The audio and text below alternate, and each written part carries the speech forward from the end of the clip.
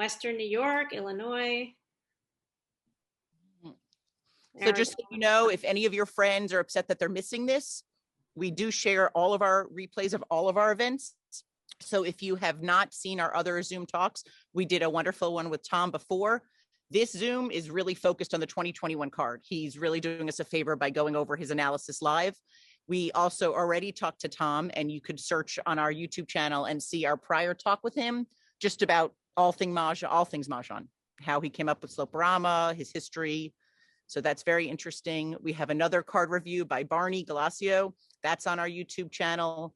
And then just for fun, we have videos of where you find Mahjong, fun Mahjong Find Friday, different videos on strategy, different kickoffs to our tournaments. Right now, good luck to all our tournament players. We have a lot of the score sheets already in. Our tournament ends tomorrow, so good luck.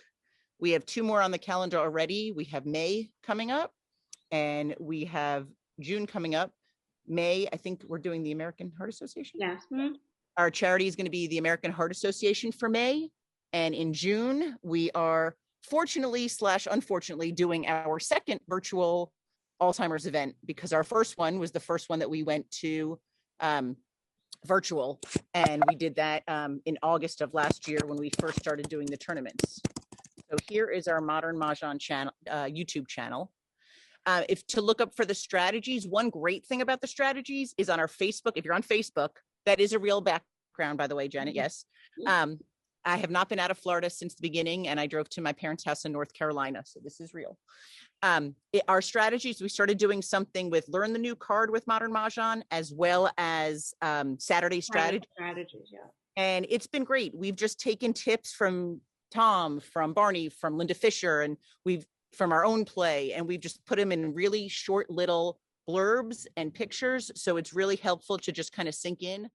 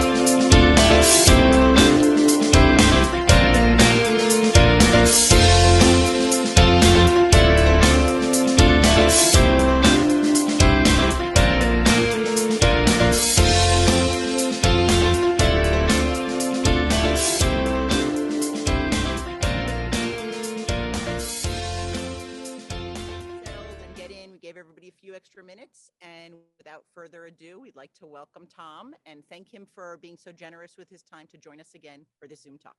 Welcome, Tom. Thank you.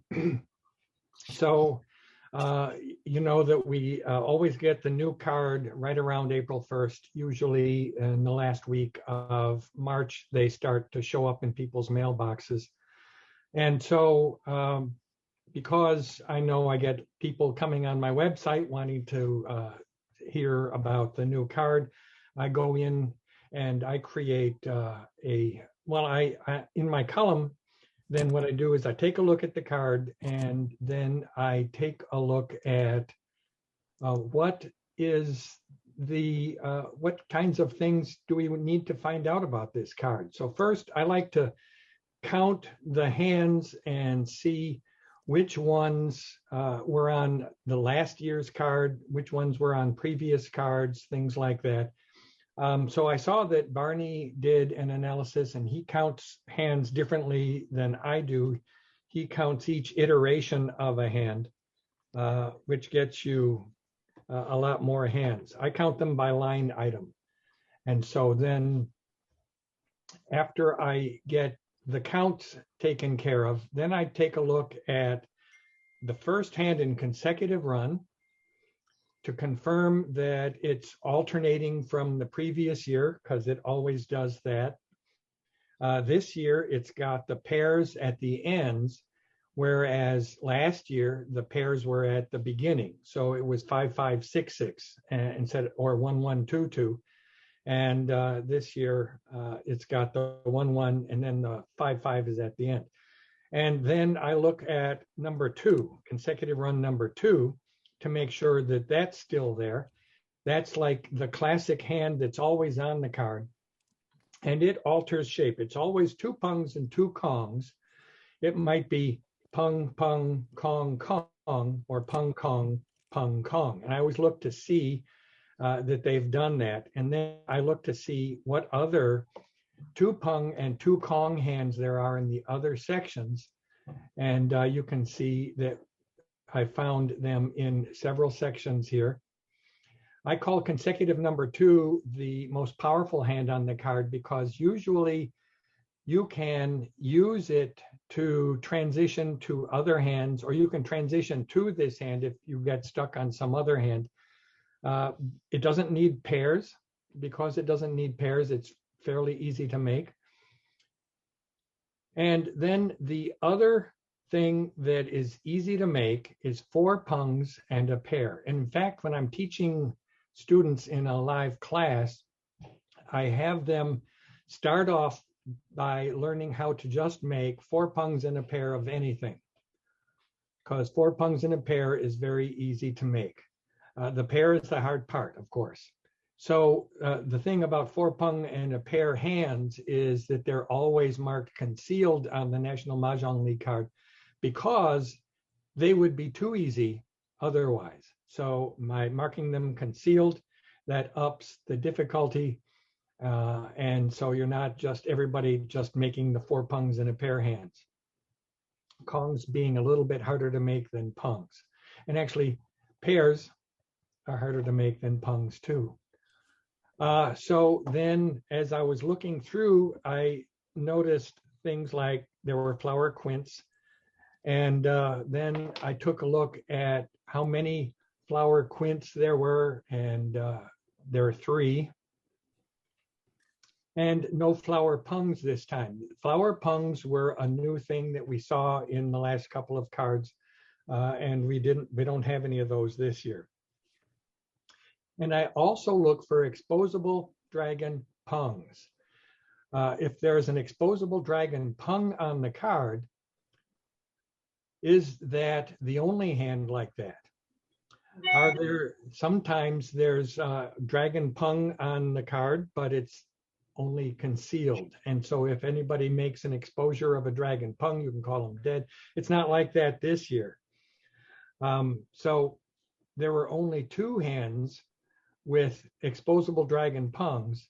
And then as I looked through, I discovered that pretty much anytime you have a dragon pung exposed and somebody makes a second exposure, that second exposure is going to tell the tale as to what hand they're making. Let's see. Then I also, let's go to the next one. then I also like to take another look at dragons besides the Pung hands. I like to see where the dragon Kongs are. And the main thing about strategy with this card is defense. When somebody has two exposures up, figuring out what hand they're making. And so if there's Dragon Kong, and then if the second exposure with, well, let's see, I'm just trying to talk while I'm reading at the same time, and heck with that. Mm-hmm.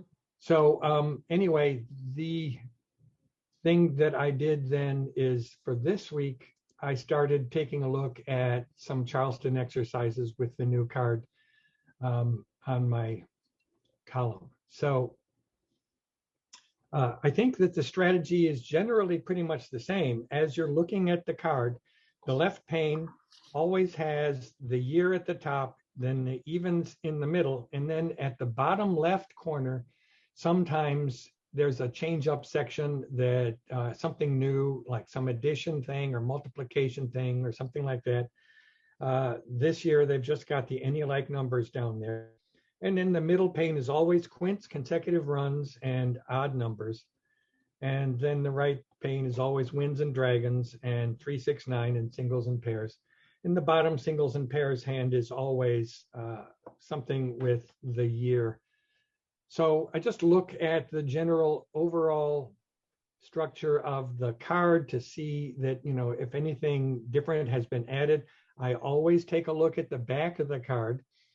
And a year or two ago, there were big changes made on the back of the card.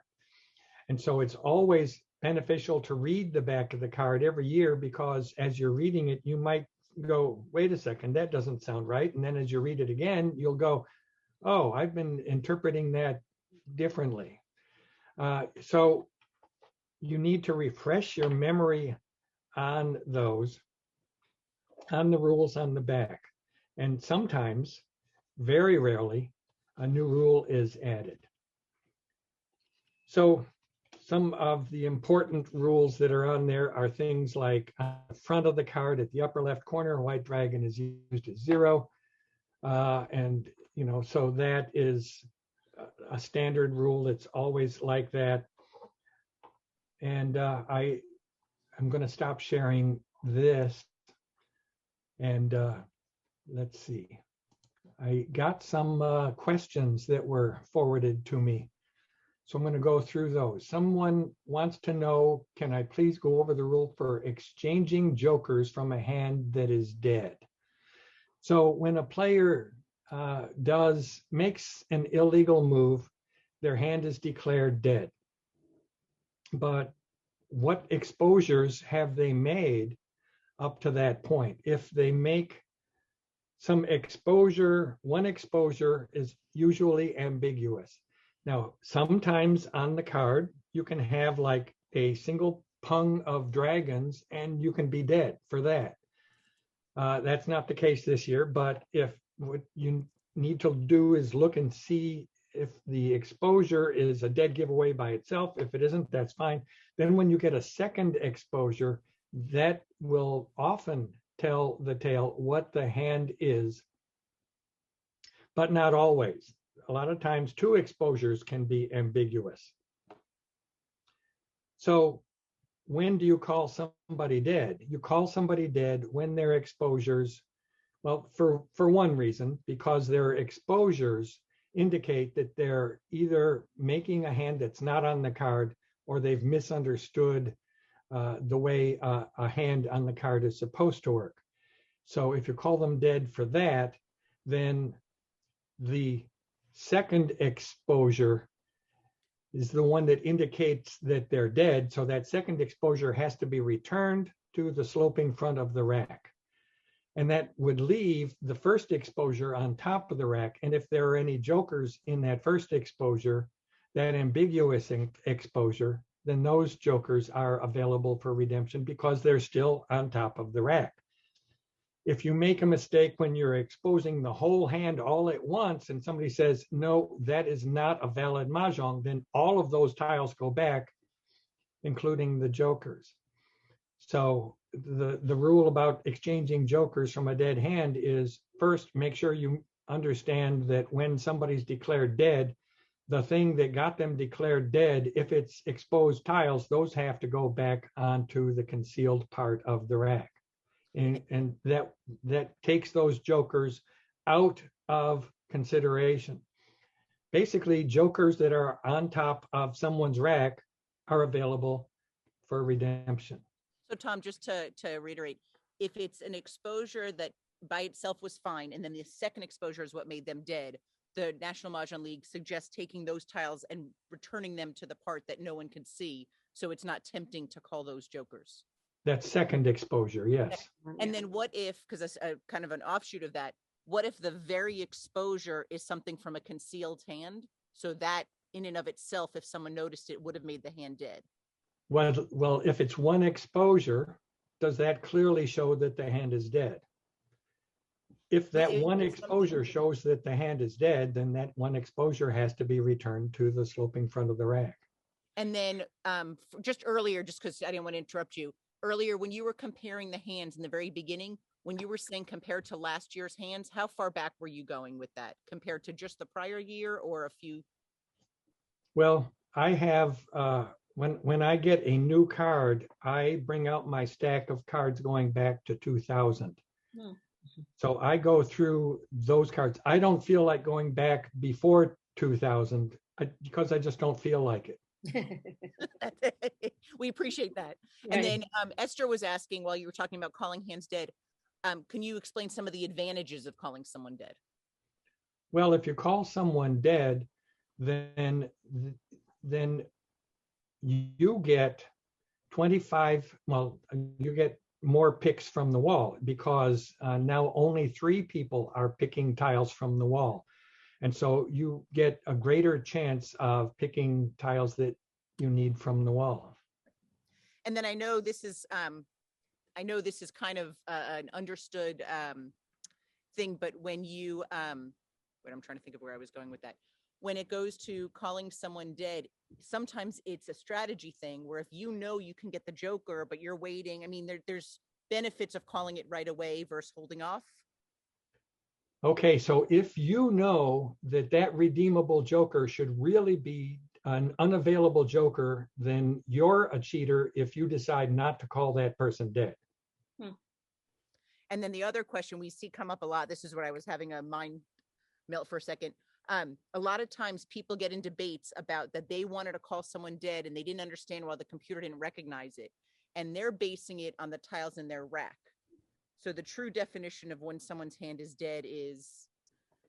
All right, so if you're going to call someone dead because you know they can't make that hand, you have to make that judgment based on tiles that can be seen by everyone. Thank you. That's what Amy had asked as well. Yeah. And Sally, so the slope in front of the rack, Sally was asking, that's the part where you see your tiles, not where they're exposed. So the tilted part in the front, as opposed to the flat part on the top where you put your exposures. Well, I like to call that the sloping front of the rack, but that's just because I'm a sloper. Sloper, right? That's a good one. Got to trademark it. Yeah. Do you want to go on to question number 2 about slamming? Something about when 2 players want the same tile, except, so it's about slamming.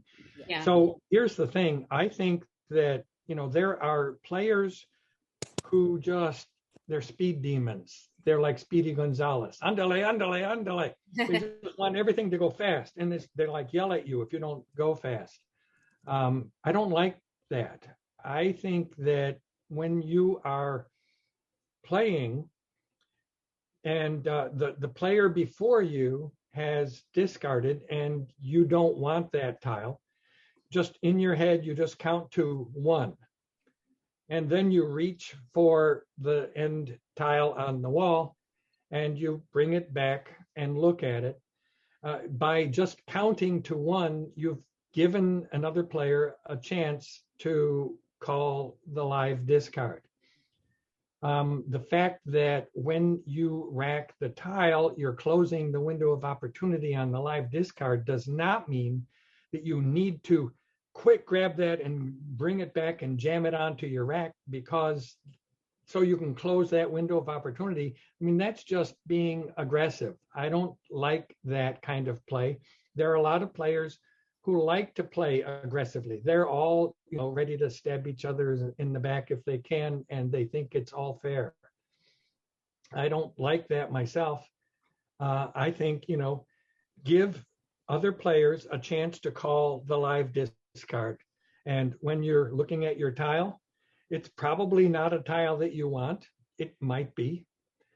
The chances are not that great that it's a joker, but a lot of times jokers are stickered. And when you pick it up off the wall, you can feel it with your thumb. If it's stickered, then just quick put it on your rack as soon as you know that it's a joker that you want, But anyway, so slamming on the two players wanting the same tile, I think that the league was trying to fix it so that it's clear that making an action outweighs speaking a desire to make an action.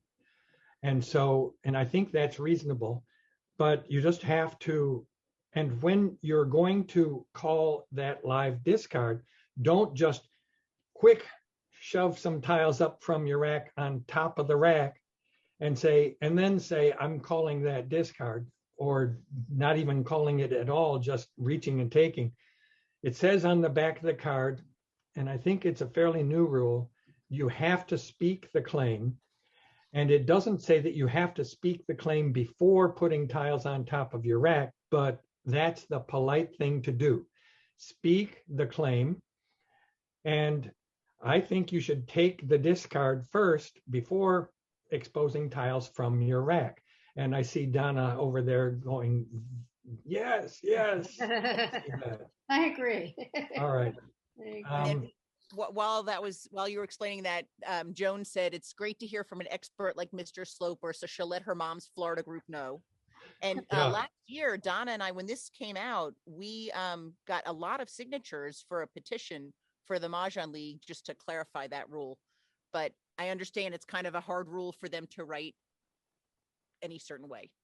Well, if you really start getting anal retentive about trying to make sure that all the rules are crystal clear, you could write a very thick book indeed.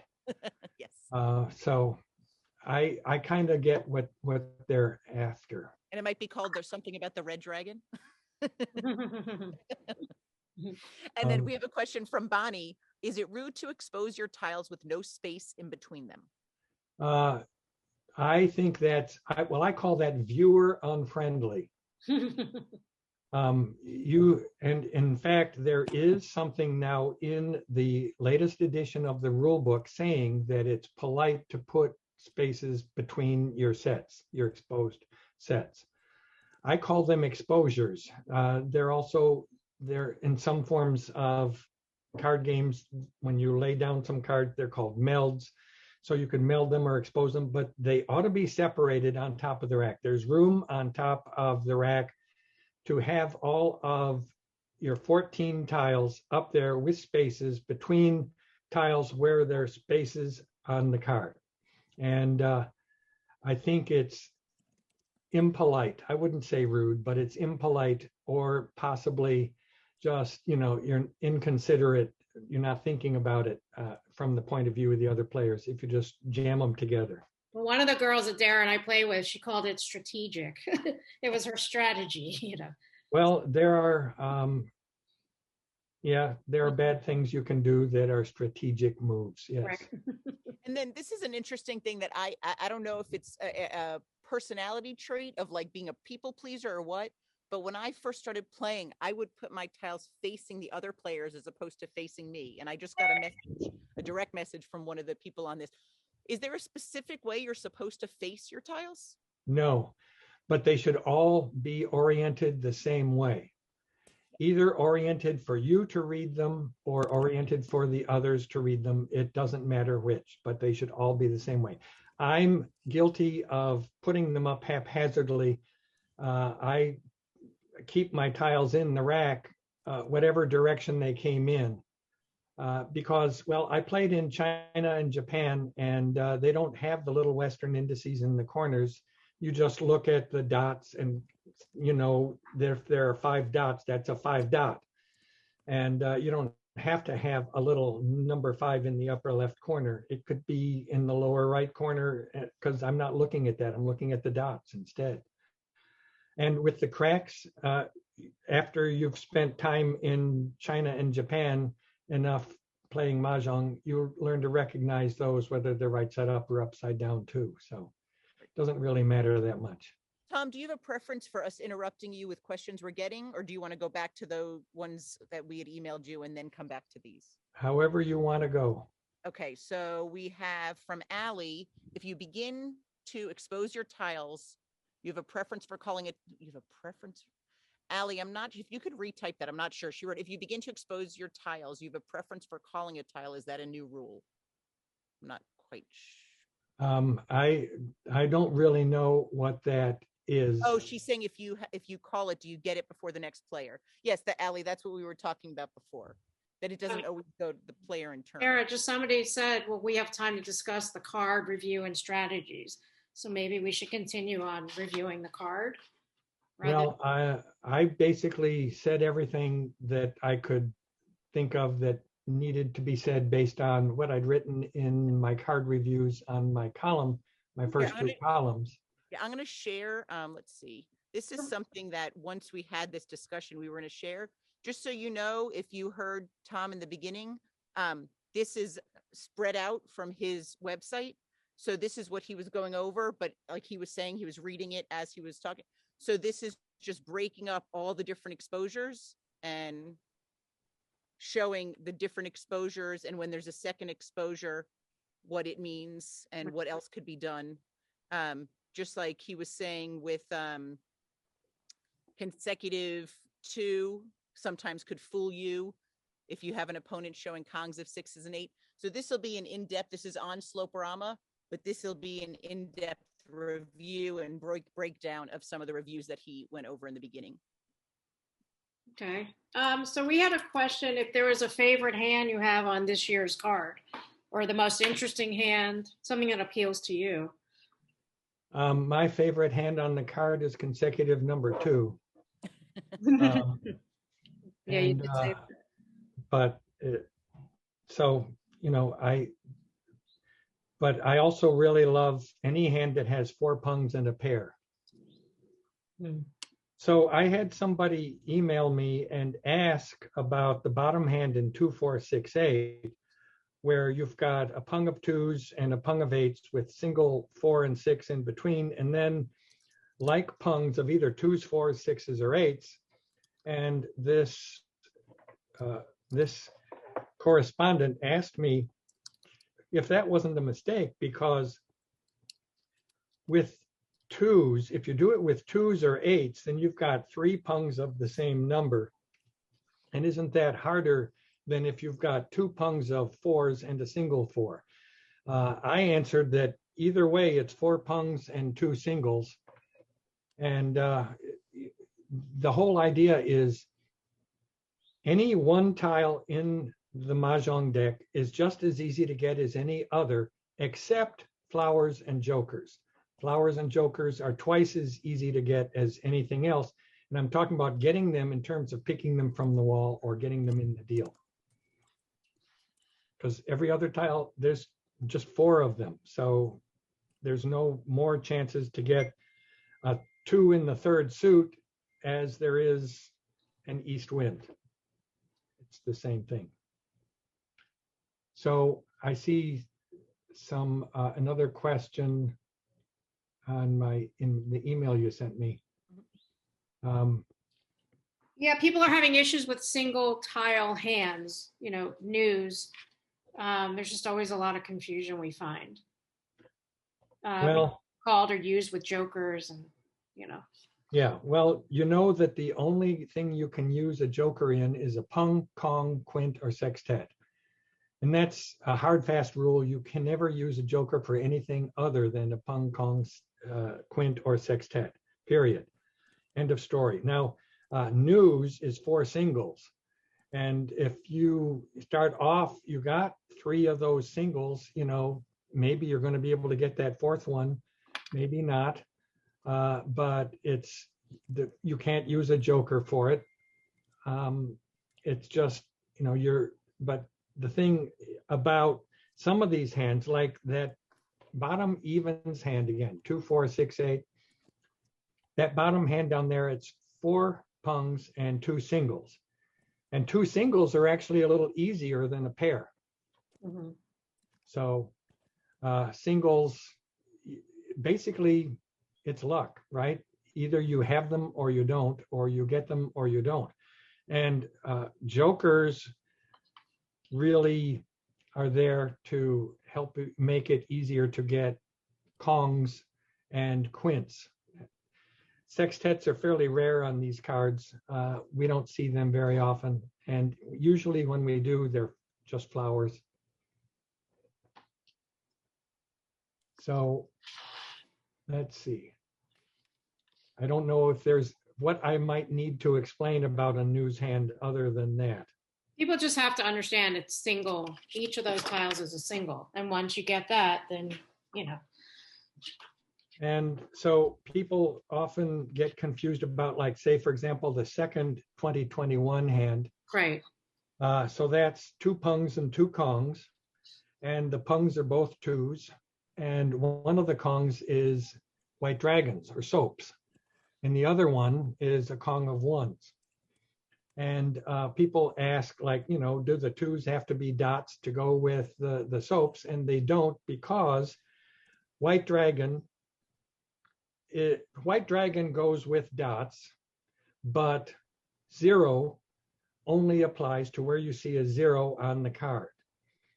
And so if you see 0 on the card, that's got to be white dragons. But if you're using bamboo for your 2s and 1s, then the kong that goes with your soaps has to be either cracks or dots. Doesn't matter which, because it's a green and red hand, and green and red means it's 2 suits. And 0s don't count as a suit when they're 0s. And if you are discarding a white dragon and you say soap, that's a soap. Somebody can claim it and use it as a 0. You can discard a white dragon and call it white dragon, and somebody can claim it and use it as a soap, because white dragon is soap. And if you say 0 when you throw out a soap, somebody can claim it and use it as a white dragon, because you just said 0 just because that's what you like to say when you throw out one of those. Right, and Tom, So, I mean, one thing that we've noticed is a lot of times some of the questions, there's only limited space on the card. Yep. So above 2021 in the note, it says white dragon is used as 0. It may be used with any other suit, crack, bam, or dot. So I think a lot of times people just associate color and just get confused with that. So it just has to be taken out that if you see a 0 in that section or in any 2021, it's not a dot. I think most people just automatically assume. And then the other thing is on the back of the card, it talks about the colors and how different colors just mean 1, 2, or 3.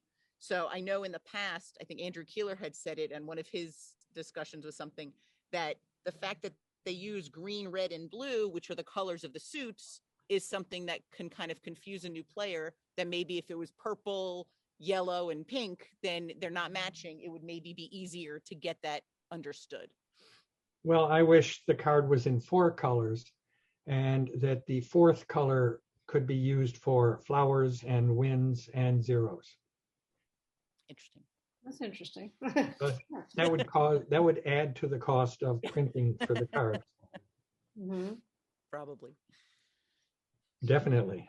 So in the beginning, when you were talking you were talking about your review of the 2021 card. We were saying before we started the Zoom, the best way to find it is to either use Google and search your name and Sloperama and 2021, or is that under the strategy column? Yeah, so let me share again here. Let me do this.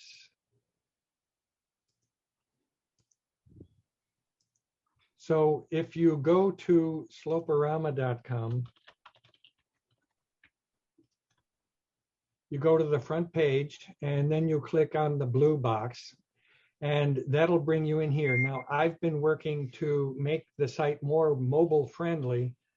I'm a desktop user primarily, so I just always had it set up with frames and it used to look like this. Well, that's really ugly, right? So let's just go back to this.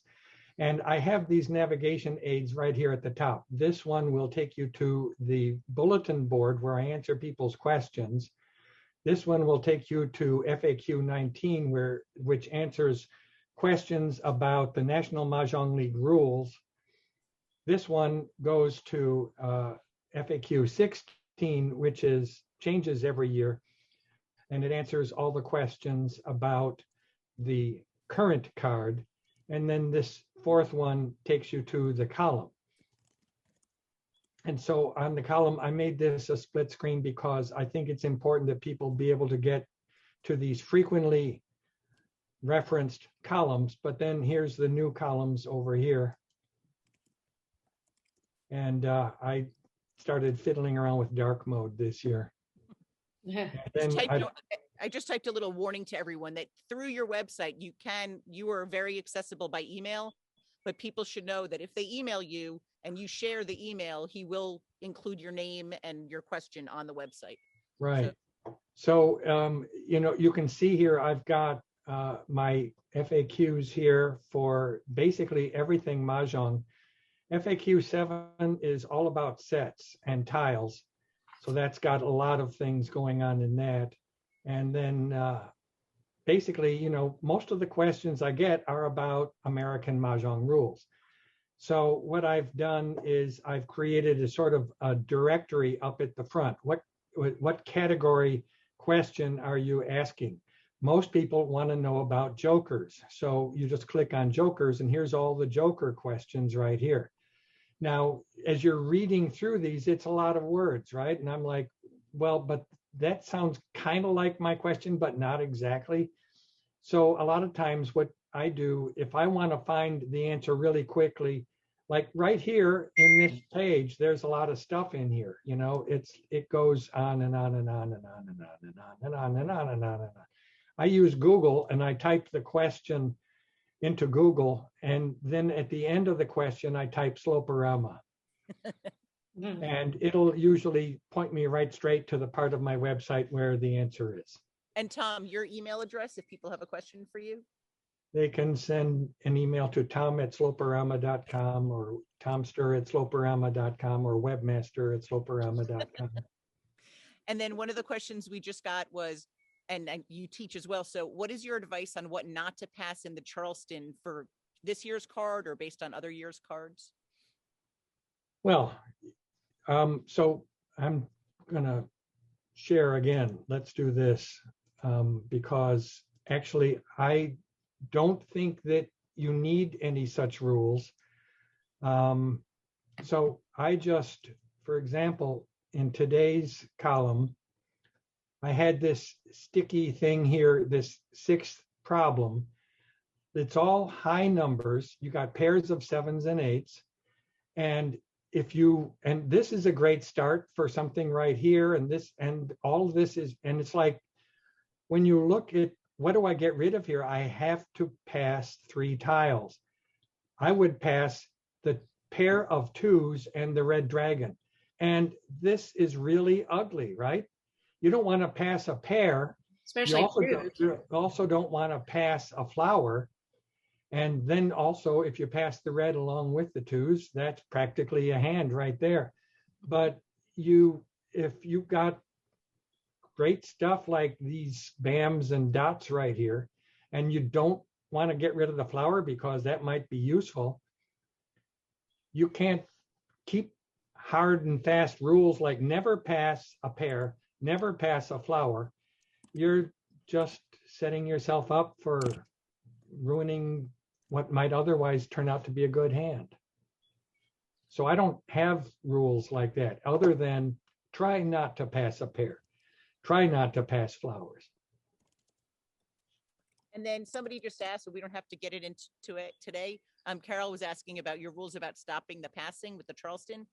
A little segue, a little advertisement for our prior talk with Tom. He went over that in detail, and he has on Slope-O-Rama, he actually has a chart of when to stop the passing and when not. And that's another thing we shared on Facebook Mahjong community. Well, for me, it's like if my hand is really coming together in the first 3 passes and it gets to where I'm making my little pyramid or not, if I've got 3 tiles that I can pass, but then, probably I'll go ahead and go on to the second Charleston. Sometimes what can happen is you get a tile or 2 in the next pass, and then what happens now is you've got to go for the second across and you have to break something up. What you want to break up then is a Kong first or a Pung second, but not a pair. Don't break up a pair because you may never get that tile back. But if you're going to break up a Pung or a Kong, and if that person that winds up with that tile in the Charleston might discard it, you can call it back. And then I'm just looking right here. I didn't know, Dare, if we wanted to bring up the 5th hand in consecutive that people have all the comments on. Yeah. 5th hand down, it's somebody asked in the chat, we replied, but yeah. Yeah. So Tom, it's the 5th hand down. It's 2 flowers, and then it says 1, 2s, and 3s. People get confused because there's no notation. Can it be any numbers? So we keep getting that asked again, and it does not have to be 1, 2, 3. Yeah. They just did not have enough space on the card. Yeah, I think, looking at the card, you just see that there isn't enough space to say that. Mm-hmm. And you see that the 3 hands above that are all any consecutive numbers. And then you look and you see that all the hands below that are also any consecutive numbers. At that point, it's just a safe guess that most likely this is any consecutive numbers. I mean, they wouldn't be doing 1, 2, 3 and saying these numbers only. It just doesn't make sense in the midst of all that. Right. Tom, have you been playing the 2021 card yet? Have you played because one of the questions, you couldn't answer this unless you have. Michele asked that when playing, she finds that for this card, there's a lot of hands won very early on in the game. She didn't know if that was luck or just something else. No, so I haven't been playing because of the pandemic, but I have my Shanghai Second Dynasty game that still works from the 1990s, well, from the 99, 2000, and it works again on Windows 10. And I could program the 2021 card into it, but I haven't. So I could play on there. Got it. Or I could go online and pay to play one of those, but. Well, hey, we got into it last time. There's many people that were trying to vie to find out your screen name, so we'll skip that. So Veda asked, she said she sees on the back card, it talks about a sextet. Is that something that they haven't had since you've been going over the 2000 card?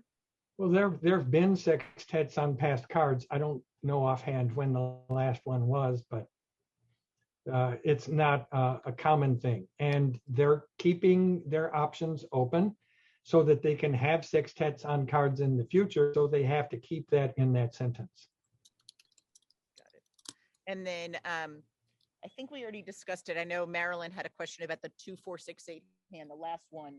So in both 2, 4, 6, 8 and in the singles and pairs 2, 4, 6, 8, those last 2s can be any number, any even number.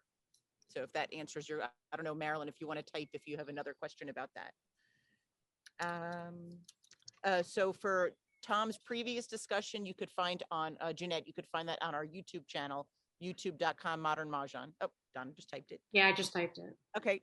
And Sue Hall asked, is there a strategy to get Quint hands? And my answer is to get dealt jokers. But Tom, do you have a certain number of jokers minimum that you have when you're dealt to go for a Quint, or is it something? No, it's not about jokers. It's about having the right tiles for the hand. Here, let's take another look at this week's column. So right here at the top, I made these random. So I pulled out a deck of tiles. I put them in a soft bag, and I reached in, scooped out a bunch of tiles to make these. And this came with 3 jokers. So first thing I want to do is make sure I'm not going to waste those jokers, because what usually happens is if you get a lot of jokers, you go for a high scoring hand or something, and it's got like 2 or 3 pairs, and you never get the pairs, and you just wasted all those jokers. So when I started looking at these, I discovered that there was actually 2 quints hands that would work very well with this. So quints number 2 is the one with 1s and 4s. Here's 1s and 4s, and then here's 2s and 3s in the middle.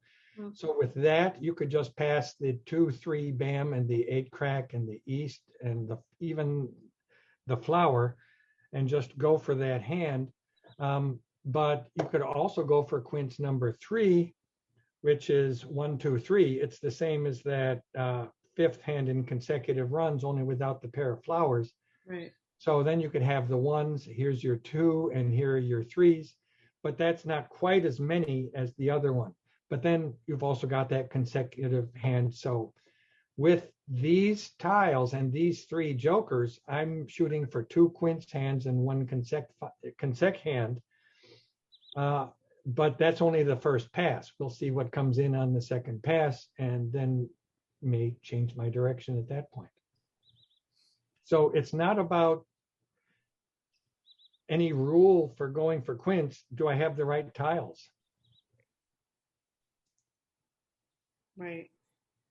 Nope, that makes sense. So I'm trying to scan to see if we have any questions that we missed. Michele, I think I answered it, but the rule about saying same for jokers, is that something that you normally do? Is that a house rule? Or I mean, I replied to her that it is discussed in the rules and it's not a house rule, but if you're discarding a joker, do you usually say the joker, same, or the name of the previous tile? What do I do? Yes. Yeah. Okay, so I never say joker when I throw out a joker, unless it's the first tile I'm throwing out, because that's the rule. The rule is if the first tile that you're throwing out, if you're the dealer and you're throwing out a joker, you can't say same, you have to say joker. Otherwise, I never say joker. I often say same, but if I've got a crowd that is very attentive to the whole same thing, then I'll say the name of the previous tile, because I think that my other players ought to be watching as well as listening. Yep. Right. Yep, that's what they say. It's a game of listening and looking. And then Joan had an interesting question today. She said she was lucky enough to get 5 jokers, but couldn't make a hand. So any suggestions? My thought is I would not pick a hand with pairs. Yes. So I would, unless I had the pair in the hand, I wouldn't be going for a hand that needed pairs. That's what that was that problem that I had with the 3 jokers. I wanted to make sure I didn't go for a hand that needed pairs that I didn't have. And then just strategy wise, I know we addressed this before, but do you feel like when you're setting up your tiles, when we're actually playing in person, do you keep all your tiles together, or do you have spaces in between? Oh, absolutely. Putting spaces between the concealed tiles is silly, because you're giving away clues. To me, if I'm at the table and I'm looking and I see you've got spaces there, and then you make an exposure, then I start looking on the card and I see what it might be. And then I look at your spaces on your concealed part of the rack and see if it fits at all. Then I know what you've got. So yeah, we did a whole series of posts about what different strategies you could pick up from poker, from Scrabble, from other games, and I think that a poker face does come into the game. Absolutely. And there's one friend of ours that she watches if you put the tiles in your rack before you do the Charleston, she watches the spacing. And just to mess with her, I purposely kept the spaces open because I Mhm. knew that and know separate and she was cracking up. She's like, you got me on that one. So and then this was an odd one.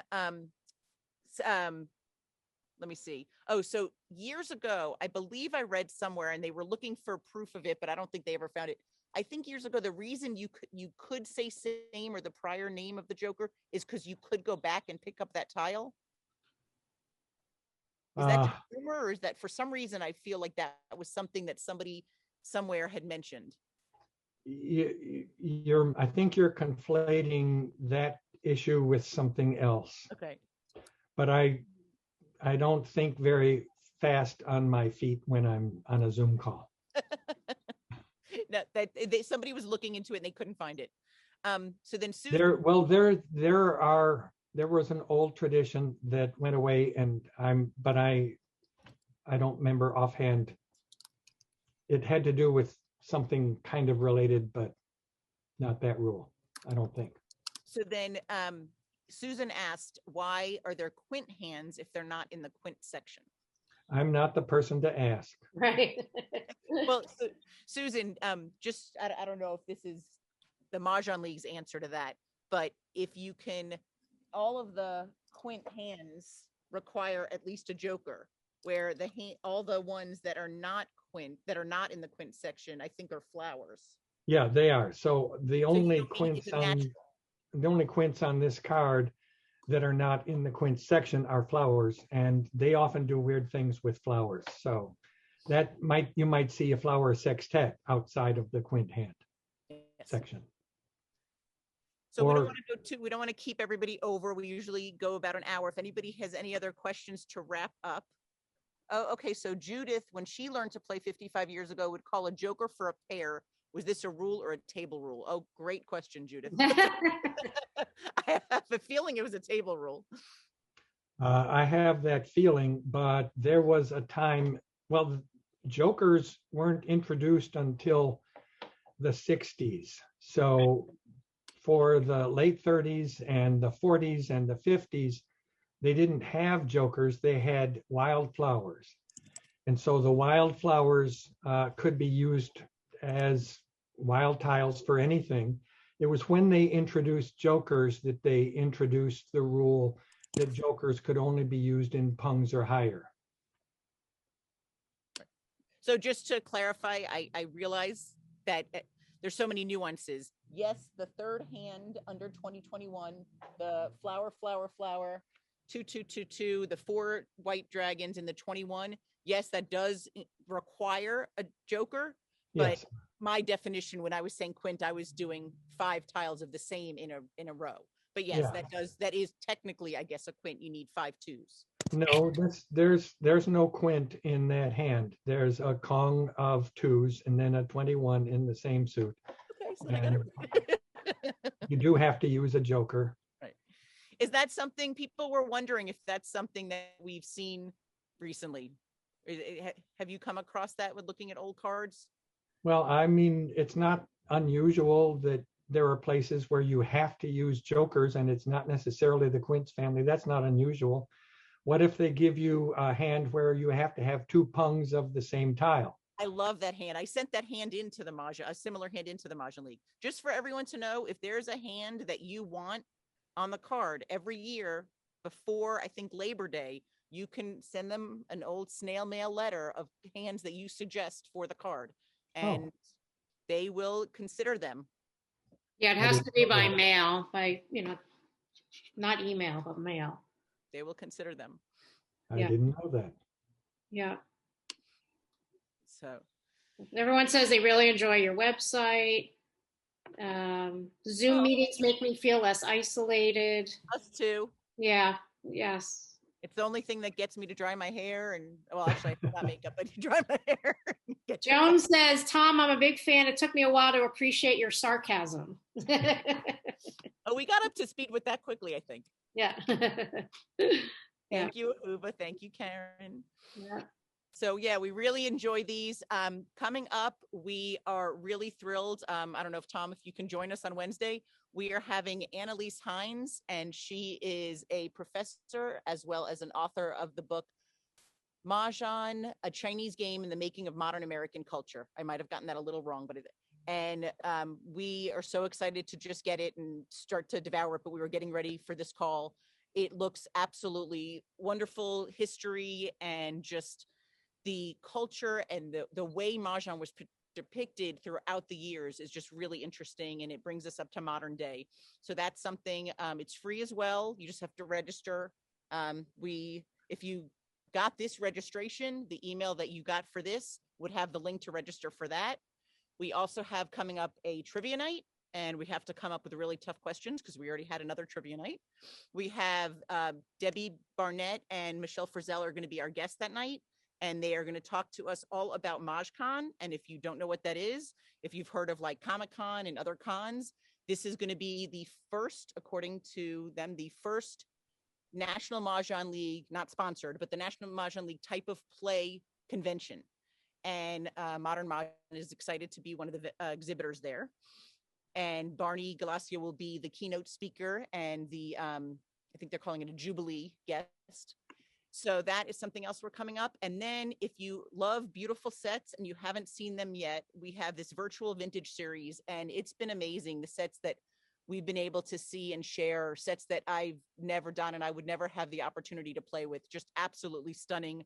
All over the United States, Canada, London, just sets that are absolutely beautiful. Yeah, and a lot of them are one-ofs. There's only one of these sets, and you'll never see them like this. So that's going to be in May. We're doing this in our series, and if you haven't seen any of them yet, you could catch up on them, and they're just beautiful eye candy. Since we haven't been able to play in person, at least we get to enjoy the tiles. So thank you so much, Tom, for joining us again. We appreciate it. You're welcome. Thanks for having me. Yeah, thank you, Tom. Really. If you really appreciate this, we will share all the information on Facebook tomorrow and on our YouTube channel. Thanks all. Thank you. Have a good night. Good night.